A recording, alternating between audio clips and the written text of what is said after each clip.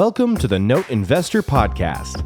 We'll guide you through the ups and downs of note investing and teach you all about the nitty-gritty details of the business that other people won't talk about. Your host, Dan Deppen, is a former aerospace engineer and product manager who transitioned away from cubicle life to full-time note investing in 2018. Our website is www.fusionnotes.com, where you can subscribe to this podcast, comment, and find links to other information on note investing. Hey everyone, welcome to the Note Investor Podcast. I'm your host, Dan Deppen, and today I'm joined by Franco Barile to talk about some legal stuff and what's going on in the market. So Franco, how you doing? Good, Dan. How you been? Yeah, pretty well. So glad to have you back on here. It's been a while since we talked on here. I remember the last time was well over a year, I think, and obviously a lot of stuff has changed since then. So maybe talk a little bit just about kind of who you are and what you do, and then we'll get into kind of what's going on. Okay. Well, thanks for having me, Dan. Yes, it has been a while, and hopefully we can meet again in some in-person conferences once they open those up. So, yeah, glad to be back.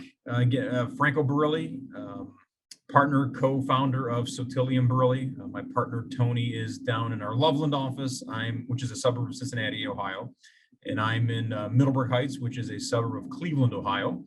And we represent clients' creditors' rights. So we represent banks and lenders and investors as we go through the bankruptcy, foreclosure, and collections process. So we are contract and mortgage enforcement attorneys. We also do title reviews and a lot on the real estate transactional side. Any investors looking to buy or sell, we prepare purchase agreements. We also look into deeds, mortgages, land contracts. So anything in the residential real estate world that needs a transactional document, we have prepared those documents as well. But Dan, like you mentioned, we had that slowdown last year, the pandemic that occurred, and we all thought, well, nothing's really happening, and everybody's kind of at home and doing their own thing, and things were shut down for a little bit. But they have reopened, and with the reopening, there have been some regulations put in place that I think some investors maybe weren't aware of. So I can kind of freelance it, go through some of the things I have, and if you kind of want to interrupt me, it's really up to you on how you want to kind of get. Yeah, that'd be good. Yeah, if you could just kind of give people the lay of the land on where things are now, because when I talk to folks, they have different perceptions based on what they've heard on the news. Like some people think you absolutely can't do anything anywhere, or and even like I've seen kind of borrowers I think sometimes get confused and think, hey, I don't have to pay anything now. So yeah, no, you still got to pay. Yeah. But there's a select group, but it's a large group that while you don't have to pay, you should pay. Hopefully you're in some sort of forbearance, but again, there were some things that happened last year that kind of continued. So this moratorium that we talked about, everybody I'm sure has heard about the moratorium, but it has changed. So the first thing we saw, March 2020, everything kind of stopped. And as of, I believe it was April 1st of 2020, FHA, Fannie, Freddie came out, and VA, USDA, so any government-sponsored entity, what they did was they put a halt on foreclosures. And it was a halt across the board. So any mortgage that was under Fannie, Freddie, FHA, they were halted as of April 1st, 2020. I believe the percentage of loans was in the 90% range that were in Fannie, Freddie, or FHA. So that was a large swath of America. I think policy-wise, it made sense to put a halt on it.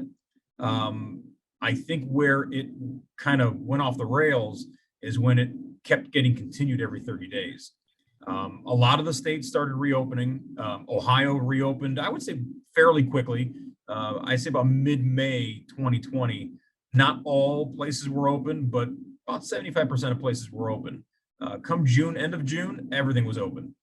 And I think a lot of states kind of endorsed that towards the summer, fall time last year. You'd see a lot of reopening. And I'm not sure in your state, Dan, did you see a quick or a slow reopening?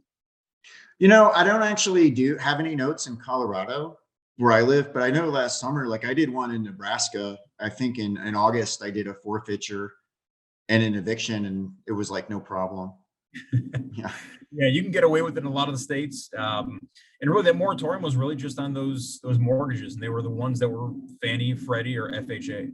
But again, that was a lot of mortgages, and maybe not in the investor world that you kind of deal with, Dan. But the big banks, look at the big banks here in Ohio, Huntington Bank, Fifth Third Bank, a lot of these banks that held a lot of those mortgages, they're on hold. They were on hold as of April of 2020. So again, that got extended every 30 days. There was another extension. Some extended it 60 days, some 90 days. And then finally, there was a drop dead date of July 31st, 2021. So you were looking at well over a year of a halt. While that was happening, the CFPB was meeting, and they were trying to figure out, how do we extend this even further?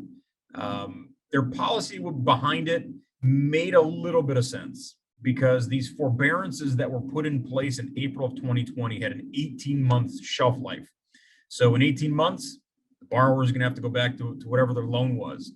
Well, that almost coincided with the July 31st drop dead date of 2021. So the CFPB came out and said, well, a lot of these forbearances could be defaulted. We want to find kind of a soft landing so that we don't just have thousands of foreclosures per month. So at the end of July 2020, there was no longer an FHA, Fannie, Freddie moratorium.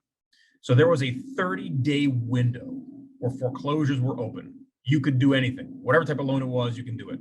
The CFPB already had a rule that would be in effect in August. It was going to be August 31st, effective date for what we call the CFPB moratorium. So you really had 30 days where you could do whatever you wanted. We talked to a lot of mid-tier servicers, a lot of banks we dealt with, and they said they're not going to touch August. They're going to wait to see what that final rule is, and then they're going to base it off that rule. So that final rule came into effect August 31st. I still consider it a pretty large moratorium. What it does is it stops you from filing a foreclosure that's within certain guidelines. So any servicer that has more than 5,000 loans, which my goodness is almost every servicer, they would basically have a moratorium on their foreclosures. And one of the major exception to the rule where you can foreclose is if a borrower had a default date previous to November 1st, 2019. So any date prior to that, there's no moratorium, proceed. Also, any case that was already filed, you can continue to proceed as well. It's only on initial filings. Oh, so if the borrower fell behind prior to all this, then all bets are off. And I'm glad they at least came to that, because if that borrower is not going to apply for a forbearance, that borrower is not going to do a loan mod, and they're just kind of sitting there and waiting, then yeah, let's do a foreclosure on those people. It makes sense policy-wise. It makes sense. That would provide that soft landing to allow the investors to foreclose, and the borrowers who are still in trouble and their forbearance is going to end, give them a few more months. Yeah. I mean, it was kind of helpful to at least have that exception. Beyond that, though, there were a few other exemptions that a lot of our servicers, even banks, said, forget it. We're not going to even bother. There was a 36-day window, a 45-day window. You had to contact the borrower. There's a timeline of when they're supposed to contact you. So we created a checklist within our firm. It's about a 4-page checklist. And as you go through it, you might get to the end saying, you know what, is it worth it? Because this provision, this regulation sunsets January 1st, 2022. So it's only around for about 4 months. So a lot of banks and servicers say, you know what, unless we've got a borrower that was defaulted pre-November 2019, anything else, maybe let's just wait. We have had some servicers that says, no, we did the checklist too. This borrower fits under this checklist, proceed with foreclosure. We take those, we file foreclosures in those cases. But there's a lot of other mid-tier banks that just aren't willing to do that. Too much on the compliance side to try to make sure their staff knows what they're doing for the regulation and then enforces it. So there's a lot that can happen that can really spiral out of control. And here we are, October 26th, and we're 2 months away. I do believe it's going to sunset. Uh-huh. I don't know if they're going to come out and extend it. The rule itself says that they call them procedural safeguards, that they're going to end January 1st, 2022. So our thinking is January 1st, 2022, all bets are off. Foreclosures come back. Banks can refer foreclosures. There's no exemption. It's back to the way it was 2019 and kind of free for all. Yeah. That's Yeah, that when we would be. what's it going to look like? What is that going to look like? I don't think January, but February, March, April. What is that going to look like? Yeah, that'll be an interesting time to see, because it seems like there's this backlog built. And I always found it kind of humorous when you'd, make contact with borrowers or hear back from the servicer. It's like, oh, well, I can't pay because of COVID. And I'm thinking like, well, dude, you didn't pay years before that. Like nothing that it may have actually caused the problem, but yeah, there were issues before that. You could have, but you know what? There were so many forbearances that were given out. I mean, even working with you, Dan, you've always done it. You're always going to work with the borrower. Oh yeah. I think what we're seeing too is we're seeing some investors, some mid-tier banks that are selling some of their loans. They don't want to deal with this anymore. They don't want a moratorium. They're losing everything. And you're seeing big banks gobble it up. So the policy is almost backwards.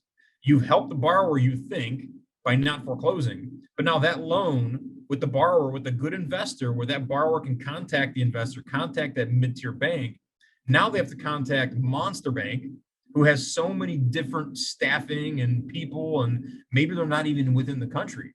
So the policy went a little backwards. And I think if this does stop in January, it needs to just come back. And if it's going to be a lot of foreclosures, it's just going to be a lot of foreclosures. And maybe then the borrower will come and seek that relief that maybe they didn't seek during the pandemic. And maybe then that'll help. But I don't have any inside track. I don't know what's going to happen. I just know that I remember the numbers in 2019. I know the numbers in 2020 and 2021. Unless everybody's paying on their loan all of a sudden, we're either going to have a lot of foreclosures or nobody's in default. And I think this is probably not the case. It's interesting. Do you think some of those like smaller and mid-tier banks will just sell some of those loans rather than go through the legal process? We saw some of that, and you saw some of that through public documents. We saw some of that with smaller clients. They're not that they're not willing to wait. It's they're going to lose more and more money every month because they're dealing with borrowers that, let's say they did default early 2020. Well, they don't fit under the CFPB exemption. Now they have a decision. Do we send these letters out en masse and see if borrowers respond and get into a loan mod and then go through the checklist and then go through foreclosure? Or is it just not worth it? Because we've heard, there's staff shortages everywhere. Everybody's dealing with staff shortages. That's not immune to our firm. It's not immune to these banks. Everybody's having those issues. So if you're adding more regulation on top of it with short staff, you're better off saying, bottom line, let's sell it, cut our losses. Next year, let's retool. Yeah, that's an interesting point. I hadn't even considered that, how staffing shortages could affect, banks and hedge funds and whether they're going to work things out themselves or just sell them off. Yeah. And really the larger banks so far are doing pretty good on the buy side, kind of waiting it out and seeing what's going on. But it is anybody's guess next year. My guess is by the summertime into the fall, you're going to start seeing, and I think we're already starting to see some of the housing prices drop a bit, but I think there's a correlation between barely any REOs in 2020, 2021 to the housing prices that we've seen.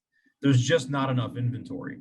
You need the REO market to depress the value of some of these houses. And it's almost not fair. Some people just can't get into the market, even just regular, people trying to get a house. They can't get a house. It's just too overvalued. And if they do, if what I think is going to happen next year, those prices are going to drop heavily.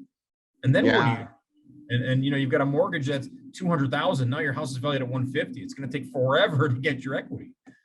Yeah, like I know here in Colorado, housing prices are just nuts. Like it's not quite as bad as California yet, but yeah, if you've got like a family where one's like, I don't know, say like a school teacher and somebody working like an hourly job, like I don't know how the math works on those. I just bought a new house recently, and yeah, basically overpaid to get into it. And Sometimes if you want your forever place, it doesn't matter what the market's going to look like. yeah, The ones that are maybe moving sideways or trying to move up a little bit, and then they're maybe sell that house next time. That's the housing market. You buy a house after 5 years, you look around, you're like, well, I either fix this one up or I move. And a lot of people do move. This is just a tough market for it, because you might be able to sell your house at an extreme level, which is much higher and it's good for your pocketbook. But now you have to go find that house. Unless you're going to sell your house, move into an apartment, or move in with a friend and buy next year. It's just a difficult time to figure out what is next year going to bring. If I'm wrong and the moratorium lifts and there just isn't a lot of foreclosures, I think it's another year of kind of increased prices and maybe some more REOs to kind of depress the value a little bit. What we don't want to see is a ton of REOs and depress the market so much like we saw in, I think it was 07, 08, 09. yeah. It lasted through 2012, 13, 14. So you don't want that either. But I do believe these are uncharted waters. We've never been through it. We've never had this type of moratorium. And what is it going to look like? It's anybody's guess. My guess is if you want to buy houses next year in an REO market, next year is going to be your time, maybe towards the end of the year.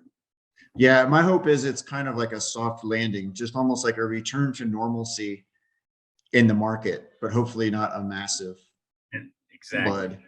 Yeah, you hope it's not that far. But yeah, so as far as Fannie, Freddie, FHA that ended this year, July 31st, the CFPB kicked in August 31st. So from August 31st through December 31st, I can't even call it a soft moratorium. It's still kind of a hard moratorium. But you can fit into some exemptions to get yourself into foreclosure land as an investor. But just know that a majority of those properties are still under a moratorium. And then in January, I think everything is out in the open, and banks are going to start unloading on some of these loans. And like I said, maybe it helps. Maybe the foreclosure helps people come to the table and allows them through mediation to fix their loan. But almost 2 years worth, it's time. It's time.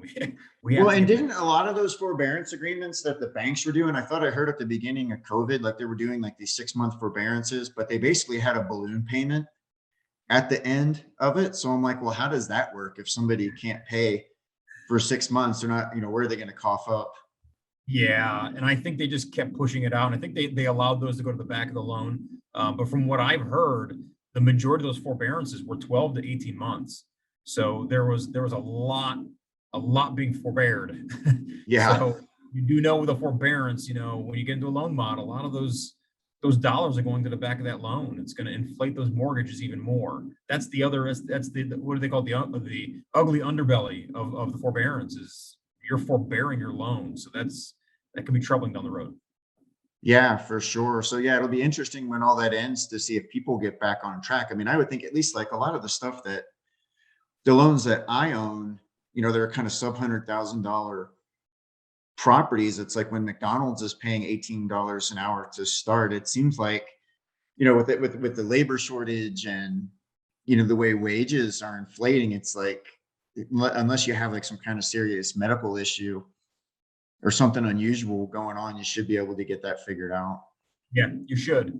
We just don't know. And that's just the thing is with the labor shortage, I've always thought like in Ohio, as soon as Ohio removed those extra federal benefits, boom, the market would open up again. There'd be a lot of people that are looking for jobs. It didn't happen. So No. I was already wrong on that end. And it's like, well, what is it then? What is going on? There are so many things that we just don't know.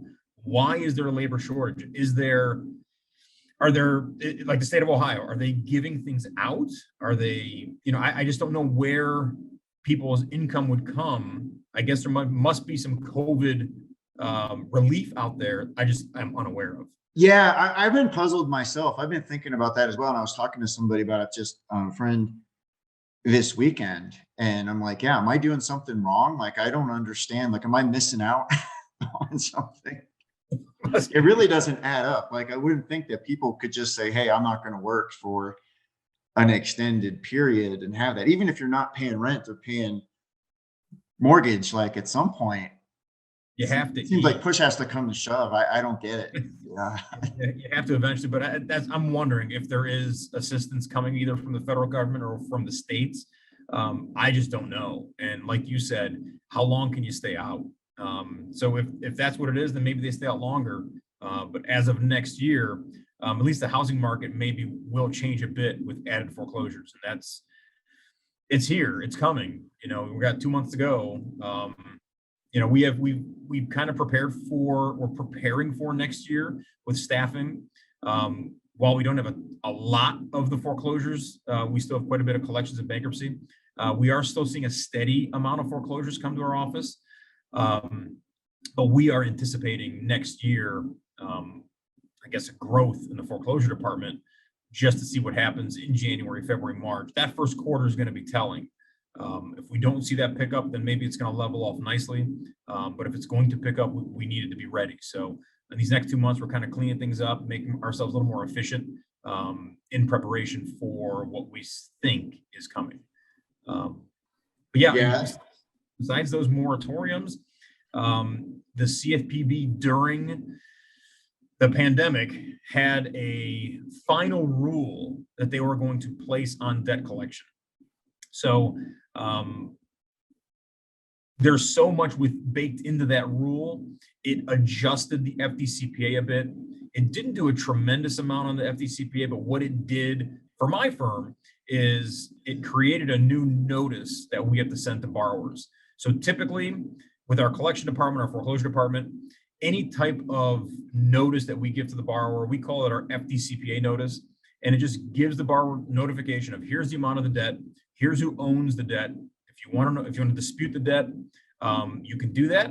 If you're going to do it, you have to do it in writing. And if you want to know who the original creditor is, you can do that in writing. We had so many different things in our letters. If you filed for bankruptcy and received a discharge, you're not personally obligated on the loan, but we can go after you for foreclosure and for, we were going after cars, so for replevins. Mm-hmm. So that was all baked into the notice. So is that like a pre-demand letter that goes out? Okay. Yeah. If we send a demand letter, that FDCPA notice is baked into the demand letter. Okay. You send a demand letter as the investor, we get it. We also have to send a FDCPA notice. So even though you send your own demand letter, we also have to send an FDCPA notice.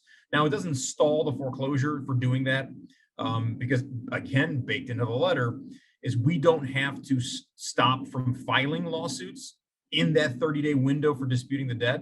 But if the borrower disputes the debt within 30 days, we have to stop. Let's say we file a foreclosure. We have to stop the foreclosure, validate the debt. And then once we validate, we can restart the foreclosure.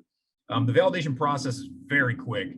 It's a letter going back to the borrower that says, here's the original creditor, attached to the payment history. Here's the note and mortgage. Basically, here's everything. We send those out within 24 to 48 hours of receiving a dispute, and then we're back into foreclosure land. You get to dispute it one time. Once you dispute it, you've got everything, and now you can fight legally as a borrower if there's other issues going on. Mm-hmm. So this new FDCPA notice, our letter was about 2 pages. This new notice is 1 page. It reads like a statement from a bank. It has what you owe up top, and at the bottom, it has a tear-off portion where you can just check a box for dispute, pop it in the mail, send it back to the law firm, and you have an option of emailing the dispute. And in our letter, it tells you where to email it, but it's a 1-page document. And I believe we're probably going to get more disputes on these type of letters because I got to be honest, it's more understandable. I mean, our letters, you can understand it, but it came from a law firm. So some people get scared of that and say, oh, I'm not going to even touch this letter, I'm going to throw it out. Now it looks like a bank statement. People are going to open it. Then they're going to say, oh yeah, I remember having this car, or I remember, of course I've got a house. I know what's owed. Let me just dispute it. I'm just going to cut it, put it in an envelope, send it back. It's a lot easier to dispute. I think we're going to get a lot more disputes, but it's not going to change our validation process. 24 to 48 hours, it's going to get validated and we move forward. The only issue is we're probably going to see a higher volume of these disputes.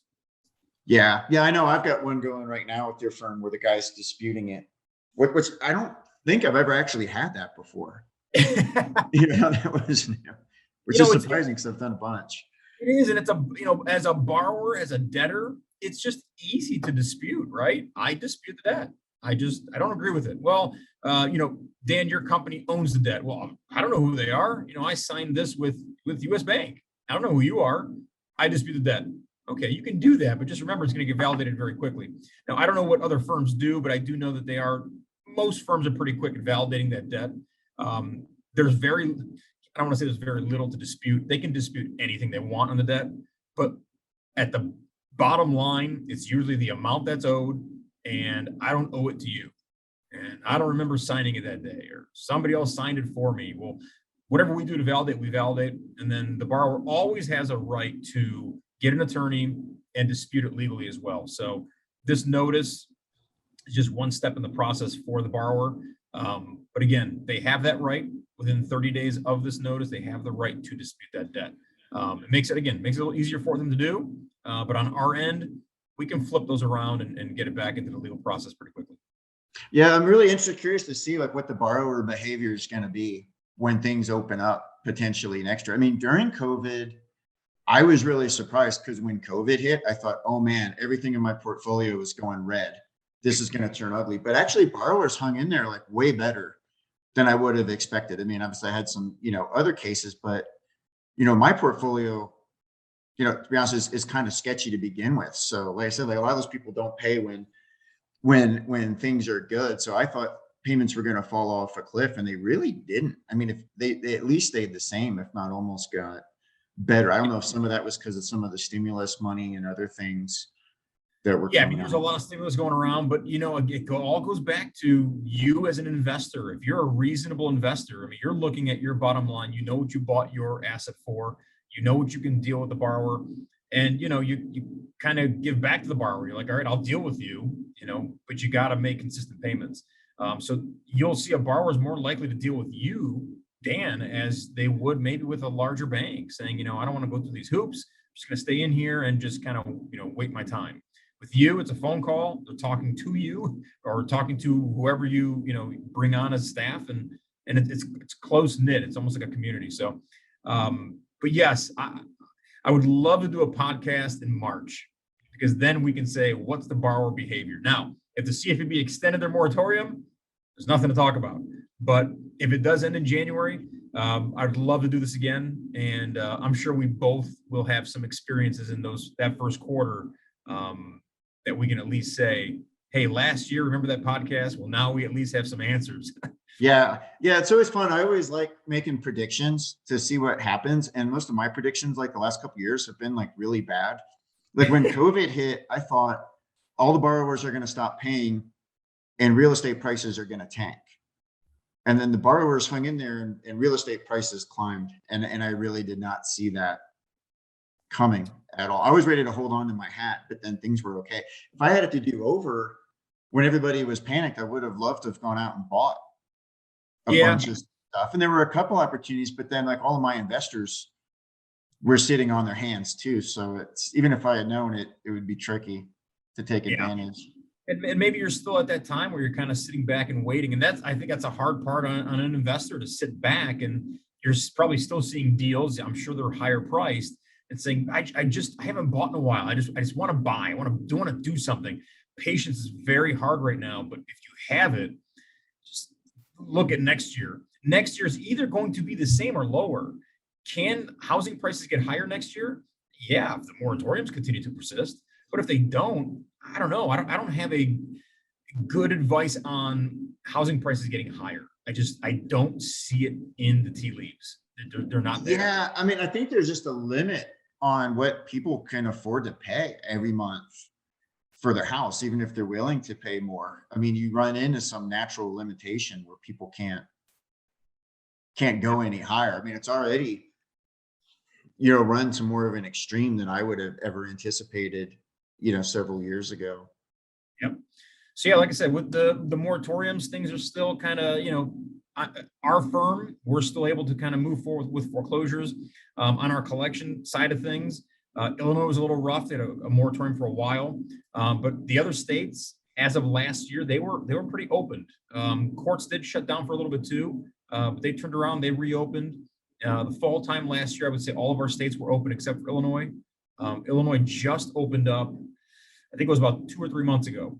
I mean, that was no collection efforts for Oh, wow. that long period of time. So I know it hurt some of the firms in Illinois who just do collections. But I got to tell you, you know, what the previous administration did for companies, you know, with the PPP loan and keeping that going. Without that, I don't know. I think we'd see more companies go under. I think you'd see a lot of I think you'd see different things happen. At the end of the day, did we need it? Probably not. But at the time, yeah, we needed it. We're like, we don't know what's going to happen. We might be one of those states that does not call attorneys essential. And we were shocked to see attorneys were essential in Ohio. Oh, really? Yeah, I never heard of such a thing. I felt pretty good talking to my friends and my brothers, like, hey, I'm essential, man. That's funny. Yeah, I didn't buy it, but the state put it in there. I think they didn't want to crush everything. Probably some attorneys lobbied and got that in that's what happened. I think Michigan, they were not considered essential at first. And then as things opened up, you were allowed to do more. So it made it a little easier. But again, we're in 2021. Most states are opened up. We're just waiting now for the CFPB to kind of back away. And once that happens, you know, January next year, I think we're in good shape. I think we're back to where we were in 2019, and let's hope it's not a complete downfall and that it's just kind of eases itself through the whole year. No, so yeah, so that's so interesting. So Franco, thanks again for coming on. Let's definitely sync up like early next year and see how things are going. In the meantime, you know, how can people get a hold of you if they need help in your states, especially for, you know, doc reviews and things like that? I know you've done a boatload of those. Yep. You know, we did do less of those last year, but we're back on the transactional side, title review, collateral review, and of course, any type of transaction. You know, talk about land contracts too, those as well. Really, you can call me by phone, 440-572-1511. Catch me on my email, franco.barile, that's franco.barile @sottilleandbarile.com. And you can also go to our website, www.sottilleandbarile.com. There's a contact us page. We're here to help. So like I said, once conferences are back up and running in person, we're ready to go. Some of the Zoom stuff we want to do less of. We want to kind of meet more people in person once they're all ready. But I think next year, if the conferences are in person, we're there. Awesome. Well, thanks again, man. I'll see you next time. All right. Thanks, Dan. I appreciate it, man.